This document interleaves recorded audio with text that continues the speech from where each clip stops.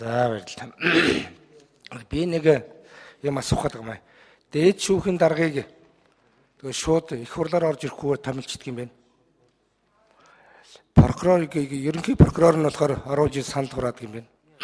Дээд шүүх прокурор одоо уг нь ерөнхий прокурорт чинь бол их хурлаар орж батлагдах ёстой хүмүүс байдаг бах та гэж бодох юм. Одоо өнөөдөр орж иж байгаа шүүгчдийн зөвлөлийн ингээд энэ шүүгч нарыг бол ерөөсөө бид танилцуулаад өнгөрөх юм байна. Танилцуулаад өнгөрөх юм бол улсын их хурлаар орж батлуулахгүй юм бол юугаа хийх юм бол ер нь танилцуулж явах энэгээр оруулж ирэх ямар хэрэг байгаа. Би тэрийг ерөөсөө ойлгохгүй. Тийм учраас энэ хуулиндаа ийм заалтууд байдаг юм би тэрийг сайн мэдэхгүй юм аа. Тийм болохоор энэ шүүхтэй холбоотой асуудлыг бол бас их хурл дээр аягуулсаа ярихгүй болохгүй юм шиг санагдчих. Би бас зоригийн хэргийн асуудлаар бас хэлэх гээд байна. Энэ Эрдэнэтийн миний тойргийн хүмүүс байгаа байхгүй юу? Өчигдөр тэр 25 жилийн ял авч байгаа хүний залуугийн ээж нь над руу уцтаад уйлж шít. Ингэж хэлмэдүүж болдго юм уу да гэд. Ийм ямар ч баримт байхгүй юм дээр ингэж болдго юм гэж орилж шít тэр хүмүүс нь. Эрдэнэтийн айгүй төвөгтэй байдалд байж байна. Хаалттайгаар одоо тэгээд хэлмэдүүлж байгаа гүүн мэддэхгүй. Тэгээд тэр шоронд нь аваачиж хагаад шүүхийн хурал хийгээд ингээд айгүй төвөгтэй байдлаар энэ олон жил яригдсан энэ айгүй онц ностой гэмт хэргийн асуудлуудыг ингэж шийдэж байгаа нь бол их эргэлзээ төрүүлж байгаа байхгүй энэ нийгэмд нь энэ хүмүүст нь.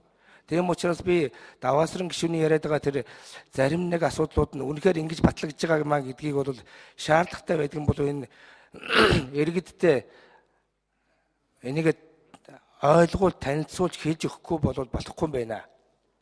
Энэ өчигдрийн тэр шүүхэн ажиллагаа бол цэвэр хэлмэгдүүлж явлаа гэсэн ийм яригдаж шүү дээ. 37 оны хэлмэгдүүлчих юм явагдлаа гэж. Бид нар өрдөөсөө энд нь хандаж бид нар лавлгаа авч чадахгүй. Онц ноцтой улсын нууцлын гээд тэгсэн мөртлөө өрдөөсөө энэ манай тойргийн маань одоо иргэд нь ингээд хэлмэгдээд айгүй хүнд нөхцөл байдалд ороод энэ ингээд явж явах юм аа. Тийм учраас энэ дээр бол дээд шүүх онцгой анхаараач гэж би та бүхнийг үнэхээр хүсэж гуйх гэж байна. Би саяны асуултанд асуух гэсэн юм байна. Энэ эрдэсгөө танилцуулаад гардаг юм уу? Эсвэл одоо ингээд тэгвэл эрдэсээ энэ их хурлаар ер нь оруулж ирэх өнөдөр ямар шаардлага байсан бэ? Бид тэрийг сайн ойлгохгүй. Дээд шүүхийн дарга гэдэг нөхөр нь бол нэг л удаа томилно гэж яхад нь хоёр дахь удаага дахиад томилол тавьчихсан байна лээ. Тэр хуулиндаа тийм байдаг юм байна. Тэгэл тавьчихдаг юм байна. Ингээл ийм асуудлууд энэ ингээ явагдаад байдаг. Энэ одоо шүүгч сүүлийн үед бол ерөөсөө итгэл хүмүүст нь алдарч шít. Аж ахуй нэгжүүд янз бүрийн эдийн засгийн холбоотой ийм аргаанууд энэ шүүхтэр очихоор заавал хахуул асуудал яригддаг. За би одоо Лүндэнд орж байгаа энд байж байна. Би танд бол онцгой анхааруулж хэлэх чинь. Шүүгчдийн салин өндөр болгосон шүүгчд бол ийм юунаас хараат байгаа энэ гэж ярьж байгаа.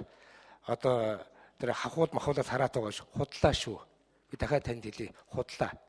Энэ дээр онцгой анхаарах хэрэгтэй. Тэр шүүгчдийг одоо яадгийн тэр эн чи их хэмжээний мөнгө төгрөгийн тэр их төвөгтэй юмнууд яригдсан шүү дээ. Бид нар чи аж ахуй нэгжүүд ахалж явж байсан, авч явж байгаа амьдралд эдэнтэй энэ бүгдийг чи сонсож байгаа. Бид нар чи өөрсдөө энэ бүгдийг мэдэрч байгаа шүү дээ. Тийм учраас энэ шүүхийн асуудлыг бол дахин сайн янзалж явахгүй болохгүй гэж би та бүхэнд хэлэх гэж байна. За баярлалаа.